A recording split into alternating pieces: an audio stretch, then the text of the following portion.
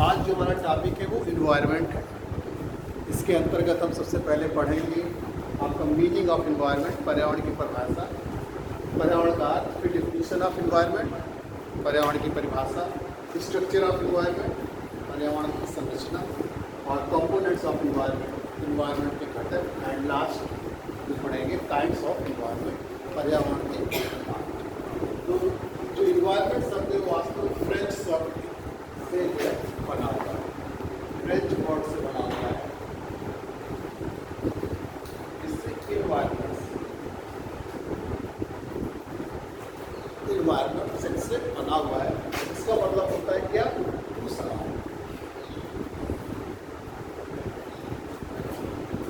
तो पर्यावरण शब्द, इन्वायरमेंट शब्द की उत्पत्ति फ्रेंच वर्ड इन्वायरमेंट शब्द से हुई है, जिसका अर्थ होता है टू सराउंड। इससे तात्पर्य है कि मान लीजिए कि हम एक जगह पर, एक बिंदु पर अपने आप को खड़ा मान लें, तो हमारे चारों तरफ जो भी चीज़ें फैली हुई हैं या जो भी चीज़ें हमको दिखाई देती है, जिससे हम क्या हैं, घिरे हुए, टू सराउंड, जिससे हम, जिन चीज़ों से हम चारों ओर से क्या है, घिरे हुए हैं, वो चीज़ें क्या, वो सब क्या है, वही पर्यावरण।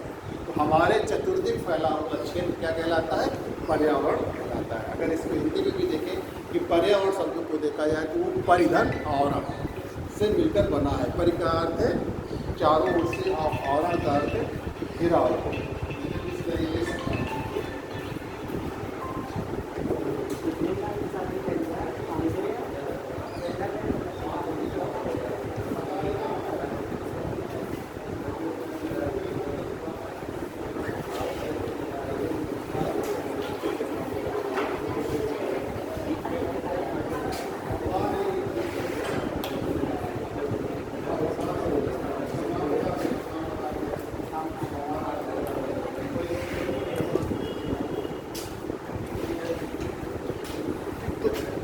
अगर हम अपने आप को एक केंद्र बिंदु पर मान लें, तो जो चारों तरफ फैली हुई चीज़ें हैं, जिनसे हम घिरे हुए हैं, सब क्या है? पर्यावरण। और अगर हमने कहा कि पर्यावरण को अगर हिंदी में देखा जाए तो वो किससे बना हुआ है? परिधन आवरण से। परि का अर्थ है चारों ओर, आवरण का अर्थ है घिरा, यानी कि जिससे हम चारों ओर से घिरे हुए वो पर्यावरण कहलाता है। तो हमारे चतुर्दिक फैला हुआ क्षेत्र पर्यावरण कहलाता है। ठीक, all the surrounding area of इस एनवायरमेंट। आप देखिए डेफिनेशन, देखिए डेफिनेशन जो है अलग अलग लोगों ने दिया है।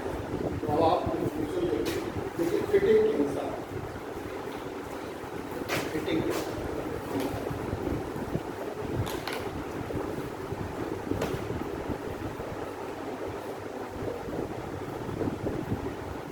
ये इम्पॉर्टेंट है, पूछा गया था एक बार।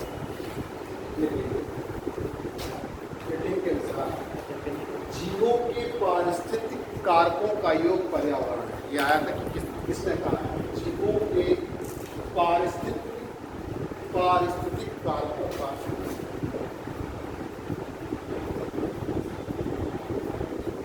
जीवों के पारिस्थितिक कारकों का योग, जीवों के पारिस्थितिक कारकों का योग पर्यावरण कहलाता है।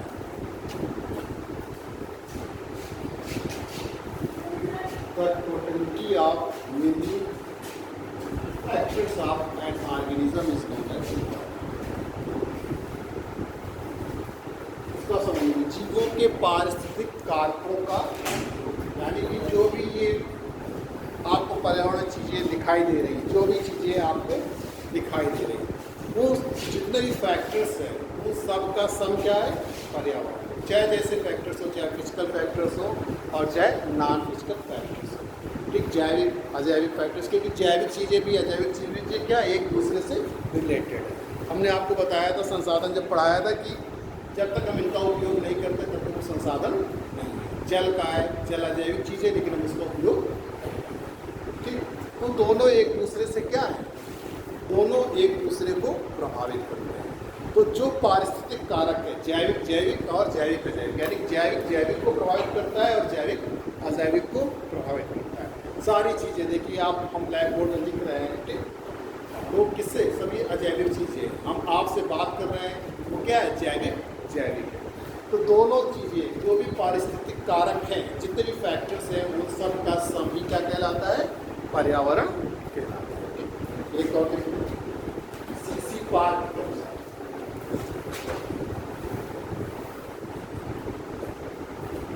ये इंपॉर्टेंट है, ये आपको याद रखना, ये एग्जाम में आ चुका है।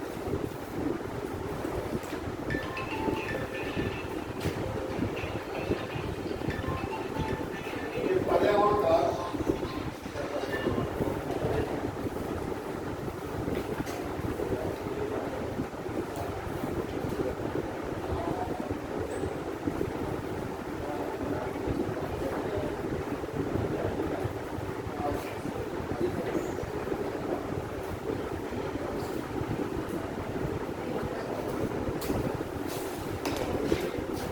पर्यावरण का पर्यावरण का उन दशाओं के योग से होता है। पर्यावरण का उन दशाओं के योग से होता है जो मनुष्य को निश्चित समय में निश्चित स्थान पर आवृत करती है। पर्यावरण का उन दशाओं के योग से होता है जो मनुष्य को निश्चित समय में निश्चित स्थान पर आवृत करती है।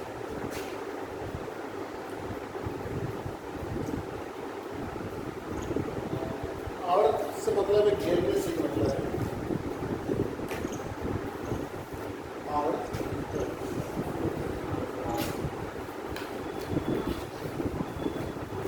इस पर्यावरण का उन दशाओं के योग से होता है जो मनुष्य को निश्चित समय में निश्चित स्थान पर आवृत। मतलब इन्होंने एक कंडीशन और लगा दी, पर्यावरण में जो है निश्चित समय और निश्चित स्थान की बात कर दी, क्योंकि हम अपने पर्यावरण में तो हमारे जो चीज़ें चारों तरफ फैली हुई है उसी को शामिल करते हैं। इसी तरह धीरे धीरे हम पारिस्थितिकी की तरफ क्या है कि पर्यावरण का हम एक समग्र अध्ययन तो कर नहीं सकते थे। अगर हमसे कहा जाए कि पूरे पर्यावरण का अध्ययन करिए तो हम इसको अध्ययन करना हमारे लिए कठिन है। लेकिन अगर एक निश्चित स्थान दे दिया जाए, कह दिया जाए कि आपसे कि बांदा शहर के पर्यावरण का अध्ययन कीजिए, या इस कॉलेज के पर्यावरण का अध्ययन कीजिए, या इस कमरे के जहाँ पढ़ रहे पर्यावरण का अध्ययन कीजिए, तब वो एक आसान चीज़ हो जाएगी। इसीलिए उसको कहा गया कि निश्चित समय और निश्चित स्थान पर, जो आगे चलकर आपका इकोसिस्टम कहलाया, पारिस्थितिकी कहलाया। क्योंकि हम पूरी एक साथ सभी पूरे उसका अध्ययन नहीं कर सकते, क्योंकि हमको किसकी ज़रूरत थी? सिस्टम की ज़रूरत थी, एक तंत्र की ज़रूरत थी। इसलिए इकोसिस्टम कहा गया, पारिस्थितिकी तंत्र कहा गया, जिसमें हम करते हुए चीज़ें जैविक और जैविक अजैविक मध्यंतर संबंधों का अध्ययन करते हैं। यानी कि जो हमारे पर्यावरण के घटक हैं उन्हीं का हम अध्ययन करते हैं। इस पर्यावरण के घटक हमने आपको बताया कि जैविक और अजैविक, तो उसमें सारी चीज़ें जैविक में आप देख लीजिए, जो जीवित है, पेड़ पौधे, जीव जंतु, सूक्ष्म जीव और मनुष्य। अजैविक में जो भी चीज़ें देखते हैं आप, वो सारी, ये जो चीज़ें आप देख रही सब क्या है? अजैविक चीज़ें दिख रही हैं। आप जैविक है, बाकी सब चीज़ें आपको अजैविक दिख रही हैं। तो इस तरीके से इन्हीं का हम अध्ययन करते हैं, इसी का हमारे ऊपर प्रभाव नहीं पड़ता है। तो वो मतलब वही बात ये कहना चाह रहे हैं कि क्या है, आप एक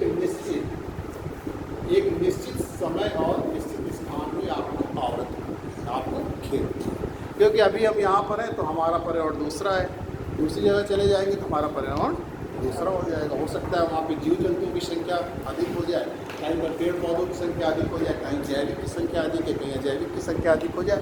तो इस तरीके से हमारा जो है निश्चित क्षेत्र और निश्चित समय में पर्यावरण हमारे आसपास का बदल सकता है। वैसे भी पर्यावरण में चेंज होता ही रहता है। आप देख ही रहे हैं कि जैसे पहले का पर्यावरण था वैसा आपका पर्यावरण एक वो मानव की गतिविधियों से क्या हो रहा है? प्रभावित हो रहा है। प्राकृतिक से भी प्रभावित होता है, लेकिन मानव की प्राकृतिक चीज़ों से जो प्रभावित होता है वह धीरे धीरे अपनी जो साम्य अवस्था होती है उसको फिर से वो प्राप्त कर लेता है। लेकिन मानव की गतिविधियाँ चूँकि इतनी तीव्र होती हैं कि वो उस रेट से अपने आप को समायोजित नहीं कर पाता है, तो वो चीज़ें हमको दिखाई देने लगती हैं। ठीक है, इस तरीके से जो है पर्यावरण जो है वो आप सामान्य भाषा में समझेंगे तो हमारे चतुर्दिक फैला हुआ क्षेत्र ही पर्यावरण।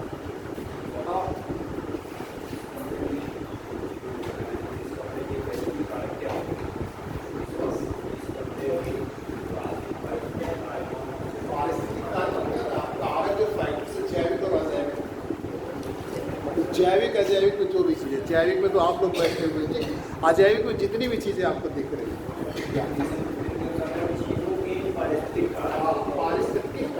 पारिस्थितिक कारक यानी कि जो यहाँ पर हैं, जो आपकी चीज़ें दिख रही, जो चीज़ें आपको प्रभावित कर रही, वो सब कारक। योग का मतलब कि सब चीज़ों का सम। हाँ, योग का मतलब सम, योग का मतलब सम से है। सम मतलब ये कि ये सब चीज़ें इकट्ठा, कोई एक चीज़ को प्रोवाइड कर नहीं रही, तापमान भी प्रोवाइड कर रहा है, वर्षा भी प्रोवाइड कर रही है, ठीक, ह्यूमिडिटी भी प्रोवाइड कर रही है, मिट्टी भी प्रोवाइड कर रही है, तो वो सारी चीज़ें योग होता है। उनको हम लोग सही है, सही है। अब आप देखिए पर्यावरण की संरचना, structure of environment.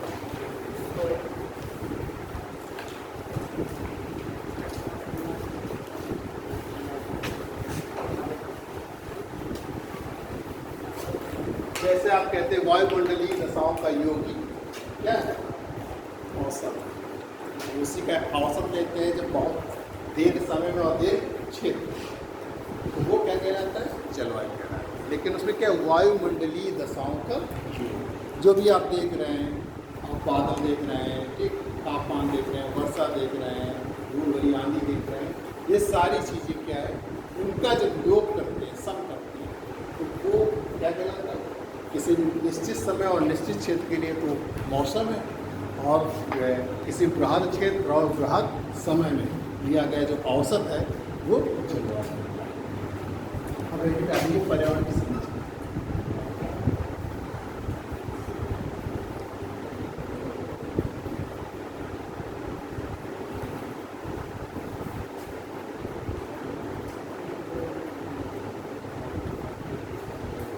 Structure of environment कई तरीके से आपको पढ़ने को मिलेगा, कहीं कहीं पर आपको जैविक संगठन और संरचना में कोई अंतर नहीं किया। वास्तव में सब मिला जुला कर एक ही है। अगर हम देखें तो एक ही चीज़ें मिलेंगी, जैविक और अजैविक, यानी कि पढ़ने का थोड़ा तरीका अलग अलग है।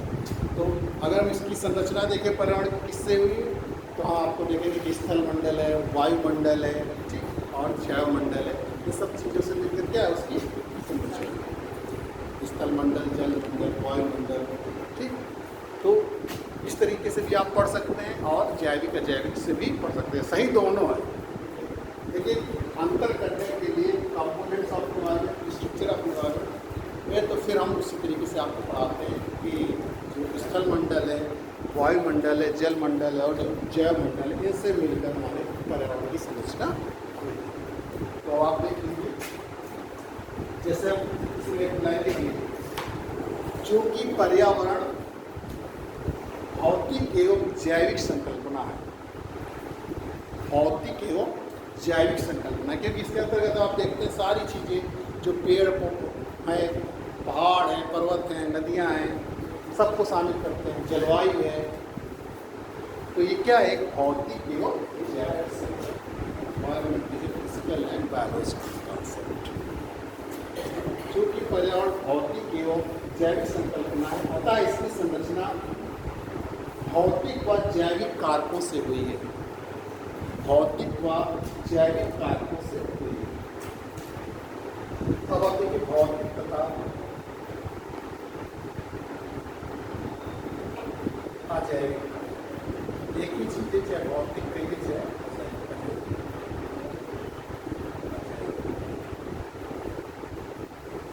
फिजिकल और अबायोटिक फैक्टर्स, इस बात चाहे या अथवा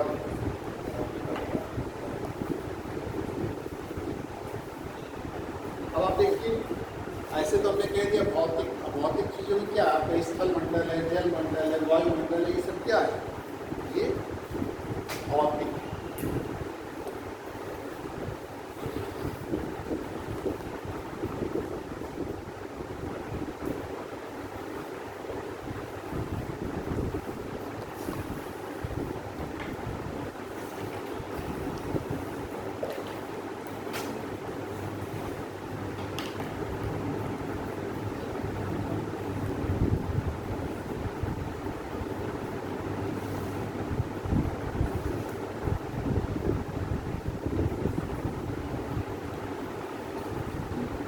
फिजिकल फैक्टर्स।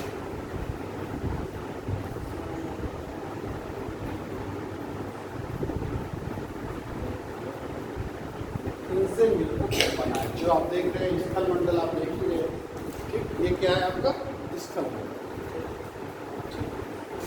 और इसी के जो चारों ओर गैसीय आवरण है वो क्या है, वायुमंडल।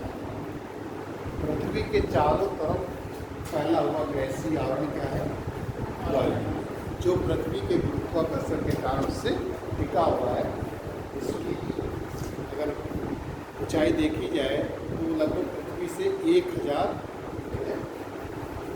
किलोमीटर की ऊंचाई तक फैला हुआ है। लेकिन वास्तव में जो 97% एटमॉस्फेयर है वो केवल 29 किलोमीटर तक, 29 किलोमीटर तक जो है पूरे वायुमंडल का 97% भाग बहुत ही लगभग आज़ादी होता है, ठीक। इसी तरीके से जल मंडल आप देख रहे हैं, हाइड्रोस्फीयर, जो आप समुद्र वगैरह देख रहे हैं, ठीक, ओशियंस वगैरह देख रहे हैं, ये सब आपका जल मंडल के अंदर है। अब जैविक कारक,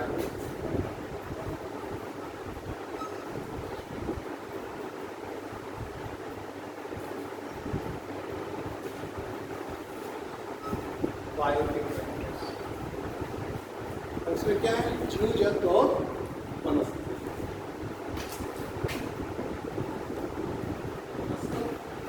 और आप सब आ जा रहे हैं, जीव जंतु आ जा रहे हैं और सूक्ष्म जीव आ जा रहे हैं, सब इसी में। और मनुष्य स्वयं में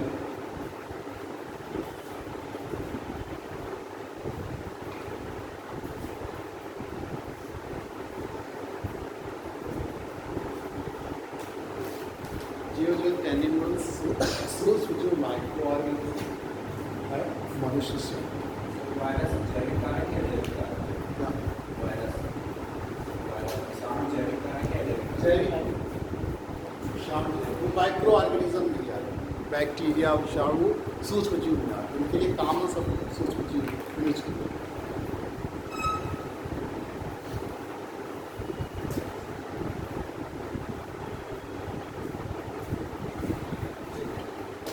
अब आप पर्यावरण के संगठन देखिए, कंपोनेंट्स और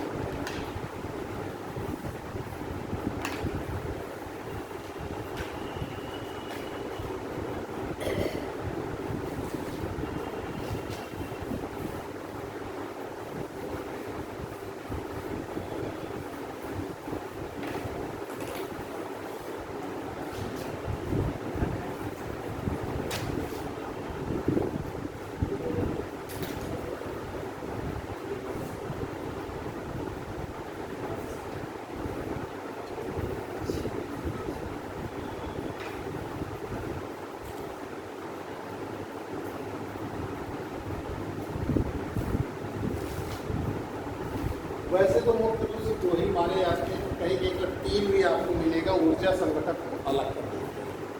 जब आप पढ़ेंगे इवन में अगर इन्वायरमेंट की सर्विसिंग की बुक पढ़ेंगे तो आप उसमें पूरी उन्होंने दो तरीके से दिखाया है। कहीं पर जैविक और अजैविक की ओर लिया है और कहीं पर उन्होंने जैविक, अजैविक और ऊर्जा संगठक ले लिया है। तो अगर कभी एग्ज़ाम में अगर ऐसा आता है, वैसे 2 और 3 जब रहते हैं तो उसमें 2 अगर विकल्प तो 3 नहीं रहेगा, 3 विकल्प है तो 2 ही रहता है। लेकिन फिर भी अगर ऐसे कंडीशन हो जाए तो आप 2 ही लगाइएगा, क्योंकि जैविक, अजैविक ऊर्जा जो संगठक है, ऊर्जा जो कंपोनेंट्स है वो अजैविक में ही आ जाता है, अजैविक के अंतर्गत ही आता है। लेकिन एक ऐसा जब क्वेश्चन पूछा जाता है तो 1, 2, 4, 5 ऐसे कर देते हैं, या 1, 3, 2, 2, 3 में एक ही रहता है, क्योंकि ये तो पर्यावरण के जो मुख्य संगठन क्या है, भौतिक, जो अभी आपने लिखा वही है भौतिक, या इसको क्या कहते हैं, अजैविक, और दूसरा जैविक।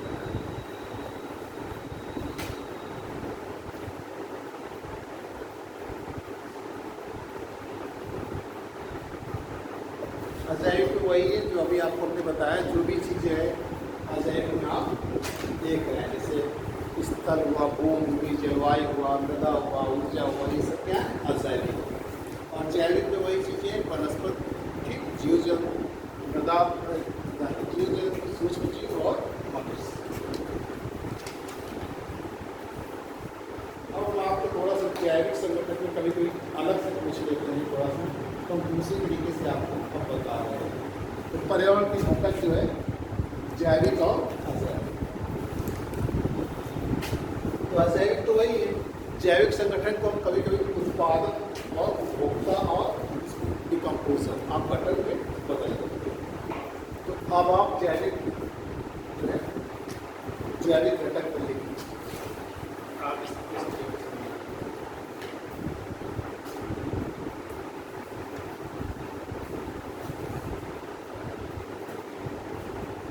जैविक घटक और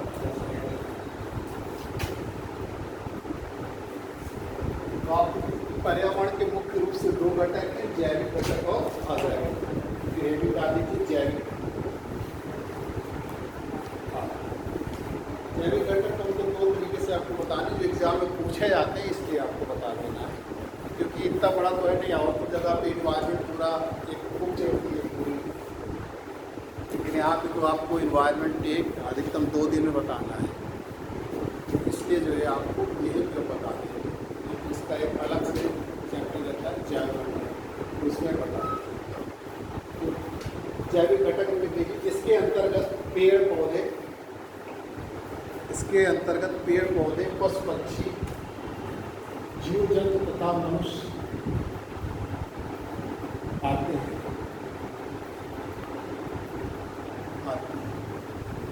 ये घटक एक दूसरे के लिए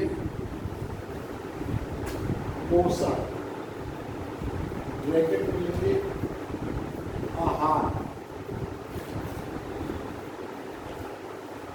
पोषण ब्रैकेट में लिखिए आहार,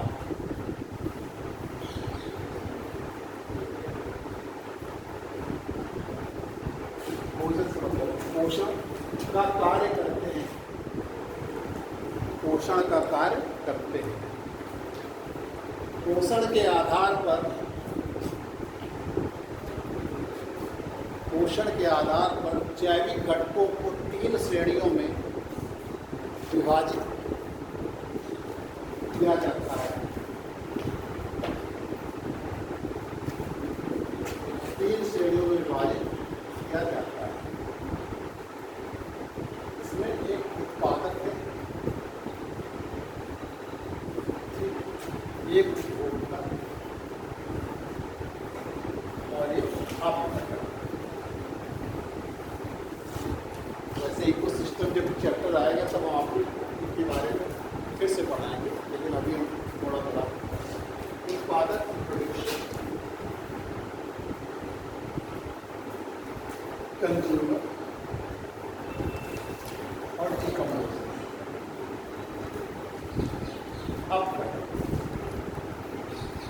अब उत्पादन में क्या है, जो स्वयं अपना भोजन बनाते हैं, जो संपोषक कहलाते हैं, जो पेड़ पौधे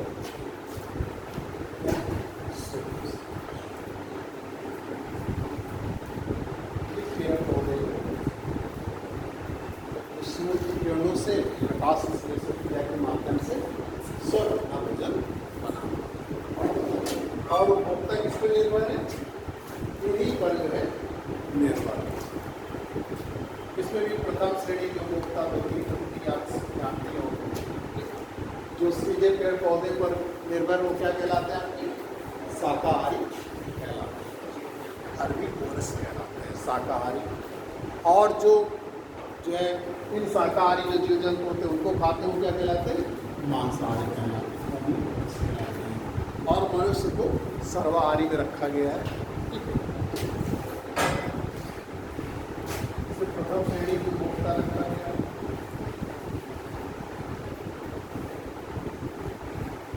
इसको लोग प्राइमरी कंज्यूमर कहते हैं, प्राइमरी कंज्यूमर। और इसमें एक ही श्रेणी की कर दिया गया है।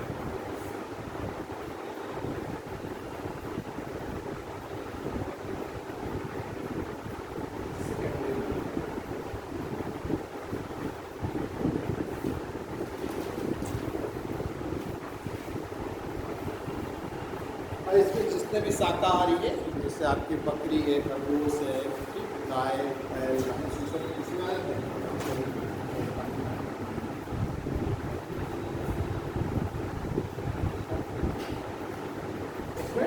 द्वितीय श्रेणी के उपभोक्ता आ गए, जैसे शेर है, चीता है, जैसे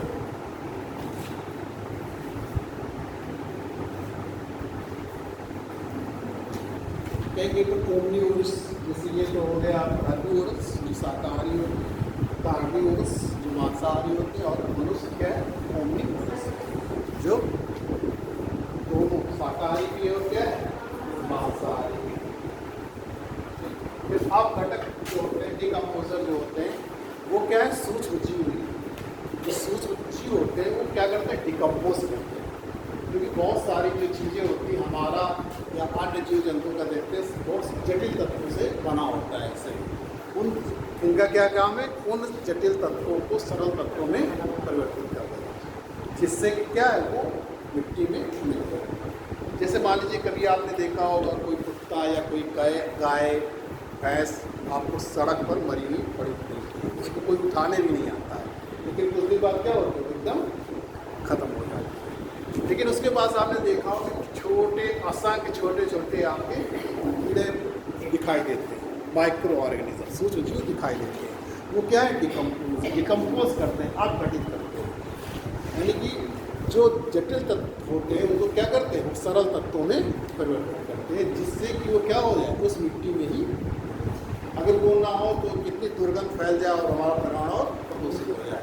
तो जो डिकम्पोजर होते हैं अपघटक जो होते हैं वो मृत जो शरीर होता है उसके जटिल तत्वों को सरल तत्वों में परिवर्तित कर देते हैं और वो फिर से मिट्टी में मिल जाते हैं और पेड़ पौधे फिर से उन्हीं तत्वों को पोषक तत्वों के रूप में फिर से ले लेते हैं।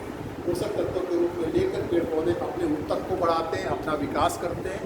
फिर शाकाहारी पेड़ पौधों पर निर्भर है, फिर शाकाहारी पेड़ मांसाहारी निर्भर है, और इसी तरीके से ये प्रक्रिया चलती है। ठीक, तो अपघटक जो होते हैं डिकम्पोज, तो इसी समय जब जटिल तत्वों को सरल तत्वों में परिवर्तित करते हैं तो उससे ऊर्जा निकलती, वही ऊर्जा को इकट्ठा करके अपना पोषण करते हैं। एक तरीके से और इसको बांटा गया है, इसमें सुपोषित घटक और परपोषित घटक के रूप में बांटा गया है, जैविक घटक, तो उसको भी हम बता दें। अजैविक में आप जानते हैं चाहे जितनी भी चीज़ें आपको अजैविक दिख रहेंगी, जैसे हमने बताया मिट्टी, जल, वायु हुआ, मृदा हुआ, ठीक, पत्थर देख रहे हैं, जितनी भी सारी चीज़ें देख रहे हैं वो सब इसी के अंतर्गत ऊर्जा घटक है। भूतापी ऊर्जा, जैव ऊर्जा, वह जितनी भी ऊर्जाएँ दिखाई दे रहे हैं, लेकिन सबसे मेन क्या है सोलर एनर्जी, सौरिक ऊर्जा मेन। सौरिक ऊर्जा ही कहा गया main driving force of the environment, पर्यावरण का क्या है मुख्य वाहक।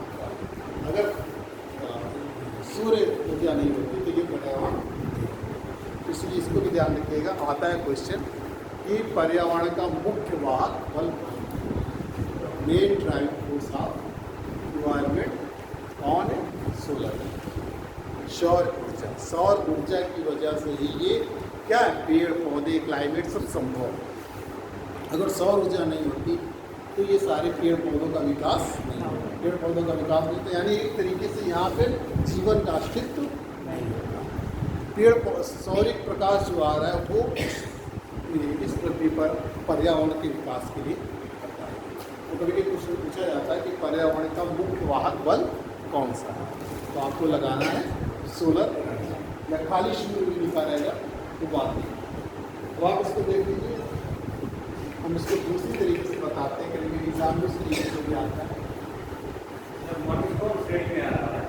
बताए तो ओमनीवोरस सर्वाहारी,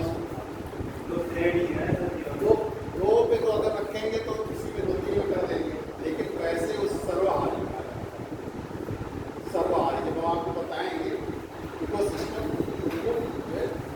सर्वाहारी कहलाता, ओमनीवोरस, क्योंकि वो शाकाहारी और मांसाहारी दोनों होता है। दरअसल कहीं कहीं पे दिखाया उन्होंने 2-3 चरण को भोगता, प्रथम श्रेणी को भोगता, लेकिन वास्तव में ओमनीवोरस सर्वाहारी मनुष्य। अब जैविक घटक में हम इसको 2 तरीके से बांटते हैं, सुपोषित एक परपोषित।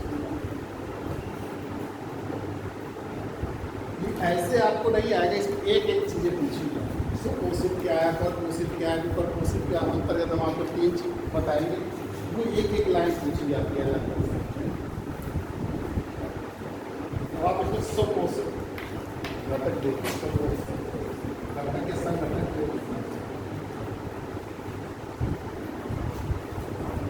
सुपोषित घटक, इसको ऑटोट्रोफिक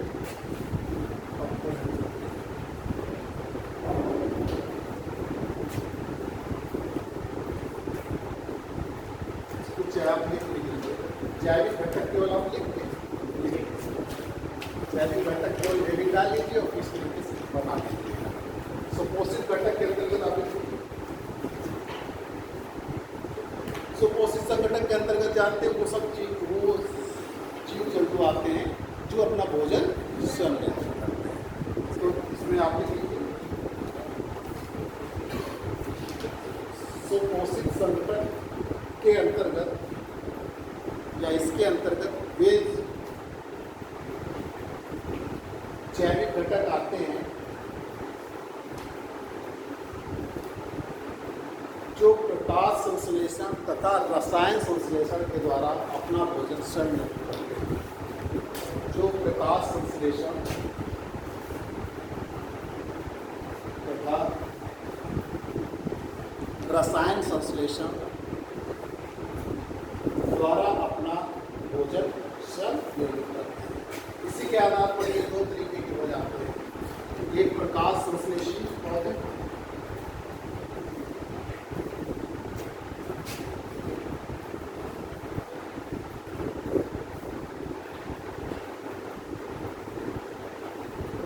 जो फोटोसिंथेसिस के द्वारा अपना भोजन, इसमें फोटोट्रॉप्स, इसके अंतर्गत हरी पत्ती वाले पौधे आते हैं। आप जानते हैं हरी पत्ती वाले पौधे जो है क्लोरोफिल जो उनमें होता है, प्रकाश संश्लेषण तो उनके प्रकाश उपस्थित में प्रकाश संश्लेषण की क्रिया के द्वारा अपना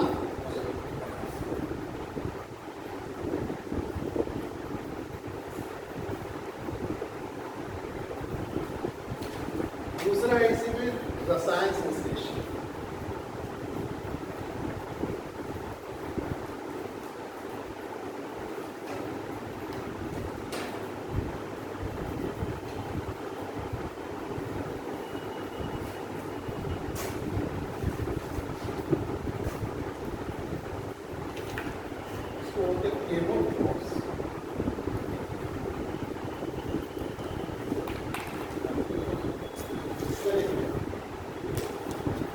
जो ऑक्सीडेशन द्वारा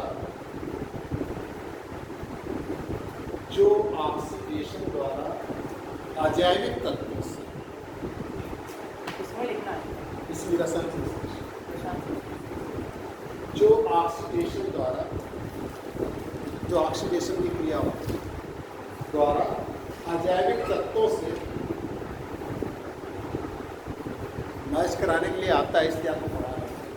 जैविक तत्वों से रसायन संश्लेषण विधि से आहार निर्मित करते हैं। आहार निर्मित विश्वपोषित हो गया। दूसरा है परपोषित।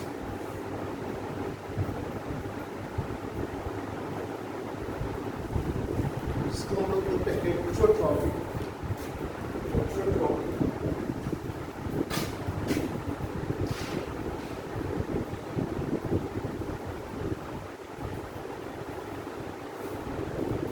ये अपना भोजन स्वयं नहीं निर्मित करते बल्कि दूसरे पर निर्भर है।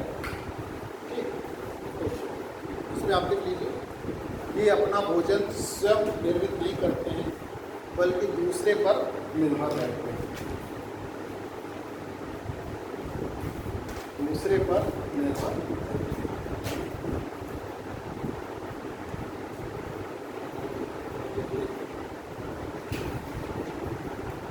आहार ग्रहण की प्रक्रिया के आधार पर आहार ग्रहण की प्रक्रिया के आधार पर आहार ग्रहण की प्रक्रिया के आधार पर पोषित जीवों को 3 परपोषित जीवों को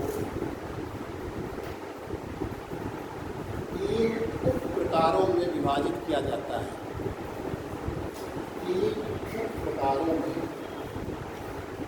विभाजित किया जाता है। पहला है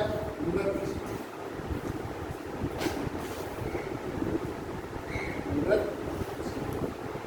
सैक्रिफाइस।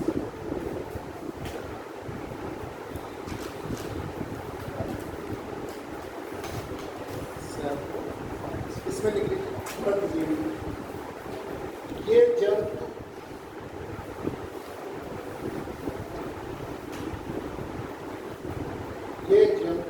मृत पौधों तथा जंतुओं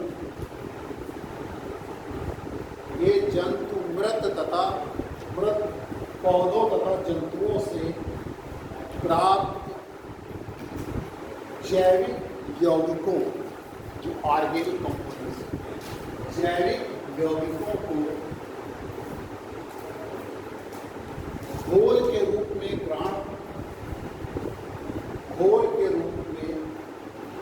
ग्रहण करके जीवित रहते हैं। घोल के रूप में ग्रहण करके जीवित रहते हैं। दूसरा है परपोष, पैरासाइट।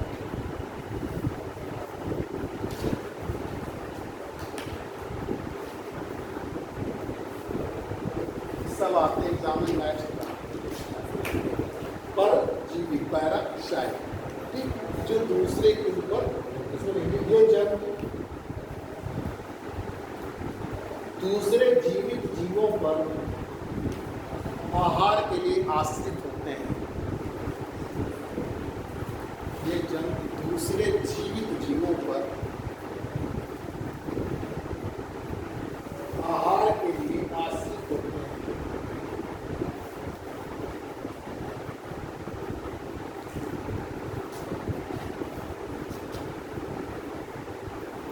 अगला देखिए प्राणी समभुजी, मोनोजोई।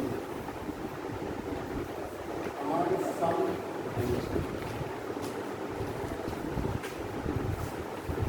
मोनोजोई।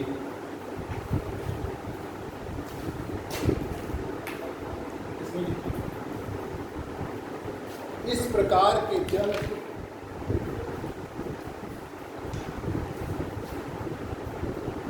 अपने मुख द्वारा आहार ग्रहण करते हैं।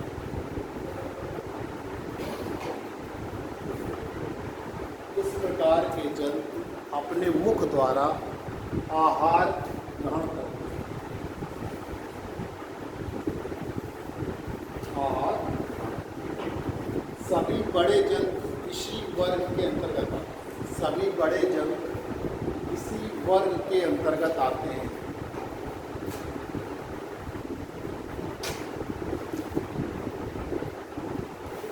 मनुष्य भी इसी के अंतर्गत आता है।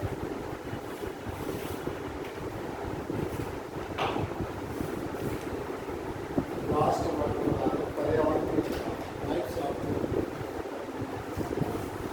ऑफ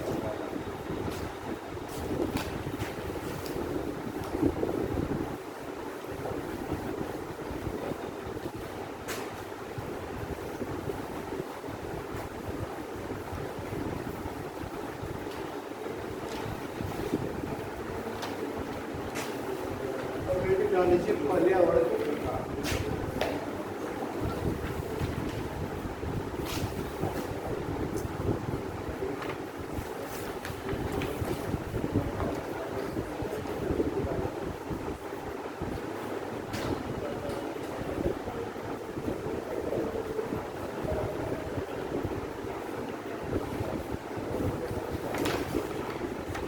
देखिए वास्तव में मुख्य रूप से पर्यावरण कितने प्रकार के होते हैं? 2।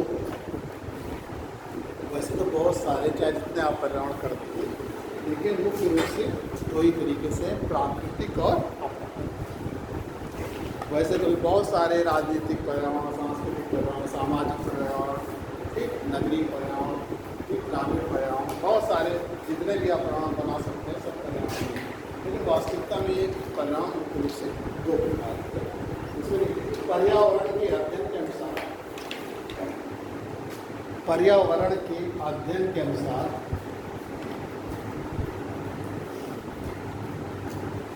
पर्यावरण के मुख्य रूप से दो प्रकार होते हैं।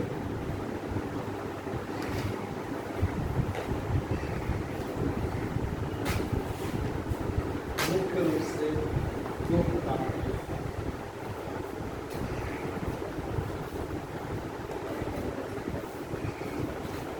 प्राकृतिक या भौतिक पर्यावरण।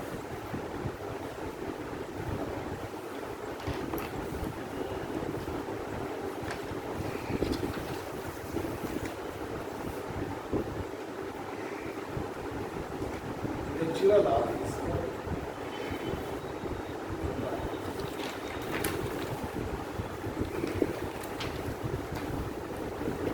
दूसरा जो प्राकृतिक मानवीय सांस्कृतिक।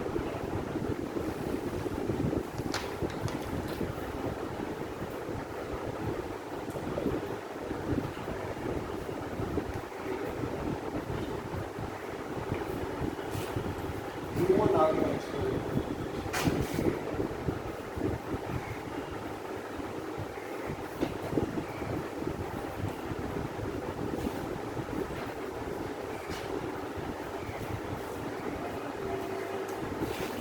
प्राकृतिक पर्यावरण में जो भी चीजें आप देखते हैं, वो सारी चीजें क्या है, जैसे आप माउंटेन देखा, पर्वत, मिट्टी देखी, जल देखा, वाटर, ये सारी चीजें क्या है, प्राकृतिक अथवा भौतिक। जीव जंतु, प्रकाश, जलवायु, ये सब क्या है, प्रकाश, प्राकृतिक वनस्पति होती है।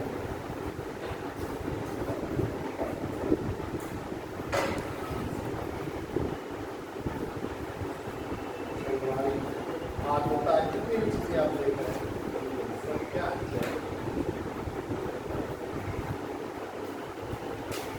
जब प्राकृतिक अथवा भौतिक ये होगी मानव का जिसमें हस्तक्षेप, हमने आपको बताया कि संसाधन बताया, तो वही सेम चीज़ है कि प्राकृतिक संसाधन और मानवीय संसाधन, यानी कि जिनका विकास प्रकृति में होता है, जो प्रकृति के द्वारा प्रदत्त होते हैं और मानव का हस्तक्षेप उसमें नहीं होता है। ये सारे प्राकृतिक पर्यावरण के काम हैं। तो इसी तरह मानवीय जो संस्कृति, जो भी चीज़ें आप देख रहे हैं, आदिवास देख रहे हैं, चारागाह, आदिवास देख रहे हैं, तो आर्टिफिशियल चारागाह होते हैं, औजार जो आप बना रहे हैं, जो भी चीज़ें आप देख रहे हैं जो मानव के द्वारा बनाई गई है, वो सब क्या है, परिवहन और संचार के साधन है, गहने हैं जो आप देखते हैं, संचार के साधन, जो भी चीज़ें आप देख रहे हैं वो सब क्या है, सांस्कृतिक पर्यावरण के तत्व हैं। वो सब क्या है, इसके एलिमेंट्स।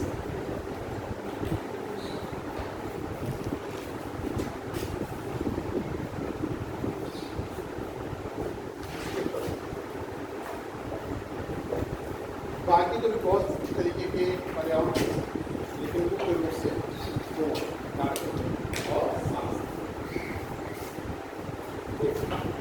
अगर आप कुछ पूछना चाहिए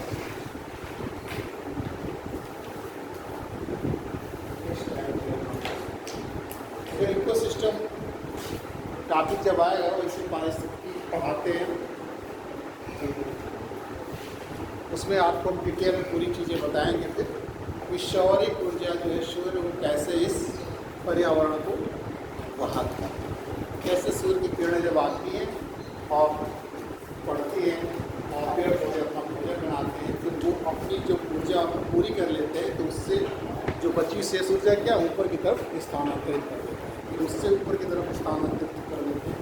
इस तरीके से सारी ऊर्जा जो है ऊपर की तरफ जाती रहती है और जो बची ऊर्जा पहले तो उसको उपयोग करते हैं अपने शरीर को, यानी कि अपने ऊतक का विकास करते हैं, और फिर जब वो मर जाते हैं कुछ ऊर्जा जो है उनके श्वसन क्रिया के द्वारा भी विमुक्त हो जाती है, फिर वो मर जाते हैं, तब फिर क्या है, डिकम्पोज होकर उसी मिट्टी में मिल जाते हैं। तो इस तरीके से इस पर्यावरण का अस्तित्व बना रहता है। बाद में तो मान लीजिए मानव पर्यावरण का जो संबंध है, वो तो पर्यावरण अगर हमको प्रभावित कर रहा है, तो पर्यावरण को हम भी प्रभावित कर रहे हैं। जितनी पर्यावरणीय समस्याएं देख रहे हैं आप, वो क्या है, मानव की गतिविधि को दिखा रहे हैं। ठीक, जो भी पर्यावरणीय समस्या देख रहे हैं, global warming, climate change, acid rain की समस्या, इन्वायरमेंट पोल्यूशन की समस्या, जितनी भी समस्याएं आप देख रहे हैं, डेजर्टिफिकेशन है, तो जितनी भी सैलिनाइजेशन, जितनी भी चीज़ें देख रहे हैं वो सब मानव की गतिविधियों के कारण है। क्योंकि प्रकृति या सब में होता है, अगर एक सीमा के अंदर हमारे देखिए चोट लगती है, थोड़ी देर में क्या होता है, सही हो जाता है, हम अपनी देश फिर से अपनी देश सामावस्था प्राप्त कर लेते हैं। लेकिन एक स्तर से जब ज़्यादा लग जाता है तो हमें क्या जरूरत पड़ती है, उपचार की जरूरत पड़ती है। उसी तरीके से पर्यावरण भी है, अगर हम एक सीमा तक उसको इन्वायरमेंट को प्रदूषित कर रहे हैं तब तक वो अपने आप को समायोजित कर लेता है फिर से। लेकिन जब एक सीमा से अधिक है कि आप वो अपने आप को फिर से जो है समायोजित नहीं कर सकता है, तो उसके क्या करते हैं, उपचार की जरूरत पड़ती है। ऐसे उसके उपचार की बहुत ज़्यादा ज़रूरत नहीं, केवल हम जिन चीज़ों से वो पर्यावरण प्रदूषित हो रहा है, खाली वो काम करना बंद कर दें तो पर्यावरण अपने आप शुद्ध हो जाएगा। जिसका उदाहरण आपने लॉकडाउन में देखा था कि दिल्ली वगैरह में जो कहते हैं कि आज तारे नहीं दिखाई, लॉकडाउन जब हुआ तो दिल्ली में तारे दिखाई देते, कोई तारे नहीं देख पाता था वहाँ के। हाँ, तो हम जिस नदियों को जो हम साफ करने की कोई ज़रूरत नहीं है, हम खाली उनको गंदा करना चाहते हैं। हम अपनी ऐसी गतिविधियाँ जिनसे वो गंदा हो रहा है वो करना चाहते हैं, तो अपने आप साफ हो जाएगा। भले इतना पैसा चल रहा है, गंगा जो एक्शन प्लान चले और स्वच्छ गंगा अभियान जो चला, ये सब चलते रहते हैं जो, लेकिन उसके परिणाम देखिए उसी तरीके से। क्योंकि हम ऐसे खाली गंगा नदियों का पानी देखिए कितना स्वच्छ हो गया था। एक उस समय जितने भी इंडस्ट्रियल एक्टिविटीज़ में जो बंद थी तो उनसे कचरा वगैरह जो जाता था वो जा ही नहीं पा रहा था, नदियाँ भी हमारी काफ़ी उनका पानी साफ हो गया। इस तरीके से पर्यावरण जो है वो क्या है, हम भी पर्यावरण के एक अंग ही हैं। मानव के द्वारा, क्योंकि संस्कृति जो बनाई जाती है वो मानव के द्वारा एक ही चीज़ है। जैसे हम दीपावली का त्यौहार मना रहे हैं, होली का त्यौहार मना रहे हैं, क्या है, कल्चर है हमारे संस्कृति। इसकी इस भगवान की पूजा कर रहे हैं, उसकी कर रहे हैं, क्या है, कल्चर।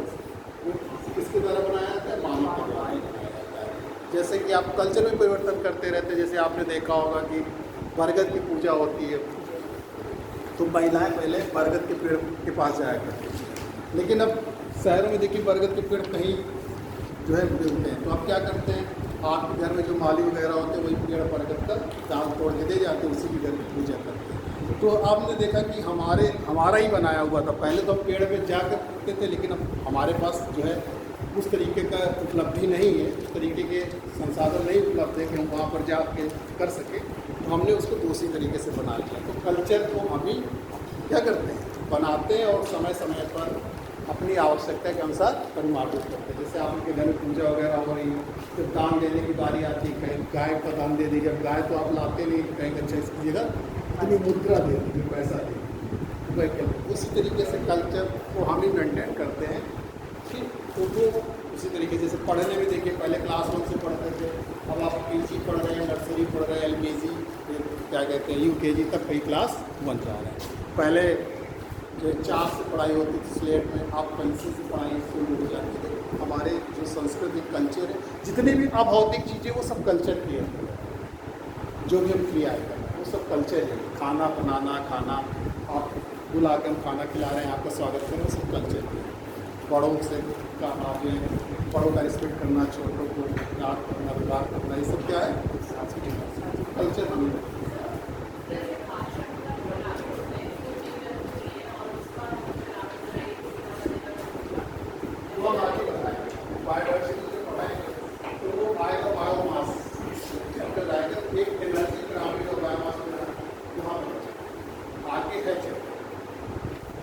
वो पिरामिड है और पिरामिड में मतलब कई चीज़ों को लेते हैं कि जैसे उनकी संख्या के आधार पर लिया, फिर ऊर्जा के आधार पर लिया। तो जैसे संख्या, पेड़ पौधों की संख्या ज़्यादा रहती है, धीरे धीरे कम होती जाती है। लेकिन कई बार एक इन्वर्ट पिरामिड भी बन जाता है। जैसे बड़ा पेड़ है खाली, तो फिर उसमें छोटे छोटे जीव जंतु जो है। तो पेड़ तो एक है, लेकिन उस पर निर्भर करने वाले जीव जंतु कितने हैं, आगे से। तो इन्वर्ट पिरामिड को उल्टा पिरामिड बन जाता है। तो वो एक चैप्टर है आगे, वो हम आपको बताएं, आगे जब आपको पढ़ाएंगे तब अभी आपको इन्वायरमेंट को कम से कम 3-4 लेक्चर 4-5 लेक्चर तो लेने ही पड़ेंगे। ये तो बहुत छोटा टॉपिक दे दिया है, इसमें तो इन्वायरमेंट पोल्यूशन और क्लाइमेट चेंज दे दिया है, जबकि सही पूछो तो काफ़ी समय चाहिए पड़ा है।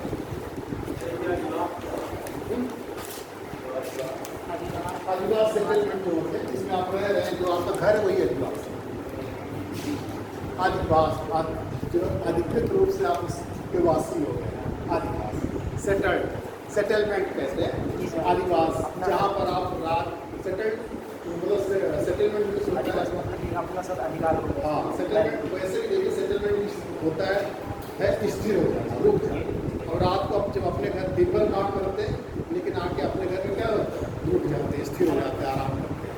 तो टू सेटल डाउन भी है, और उस तरीके से आदिवास आधिकारिक रूप से आप वास रहते हैं। तो 2 तरीके के शब्द यूज़ किए जाते हैं, एक हैबिटेट यूज़ किया जाता है, सेटलमेंट यूज़ किया जाता है। तो हैबिटेट जो होता है वो नेचुरल होता है, जैसे हमारी पिग्मी जनजातियाँ सब रह रही, तो उनके आवास को हम आदिवास नहीं कहते, सेटलमेंट नहीं कहते, क्या कहते हैं, हैबिटेट कहते हैं।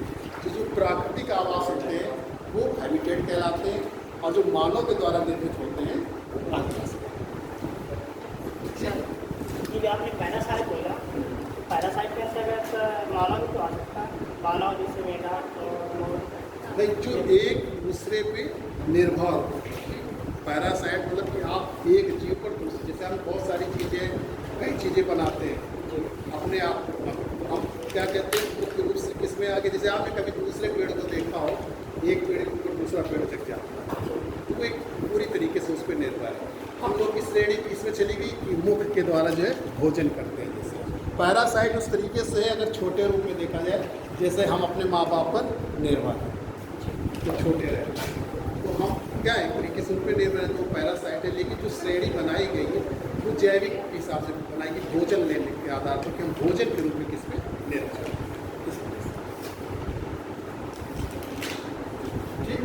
तो जैसे मांसहारी मांसाहारी हाँ, सर्वाहारी में रखा है, ओमनिवोरस,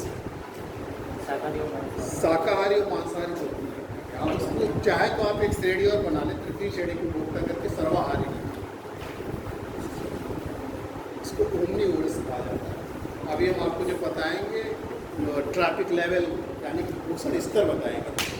अभी जब हमको इकोसिस्टम टॉपिक मिलेगा पढ़ाने को, तो ये सारी चीज़ें और डिटेल से आएंगी कि इकोसिस्टम क्या है। जैसे आपने पर्यावरण पढ़ लिया, तो पारिस्थितिकी में हम जैविक और जैविक अजैविक के मध्य अध्ययन करते हैं, लेकिन इस अध्ययन करने के लिए हमको निश्चित जगह चाहिए।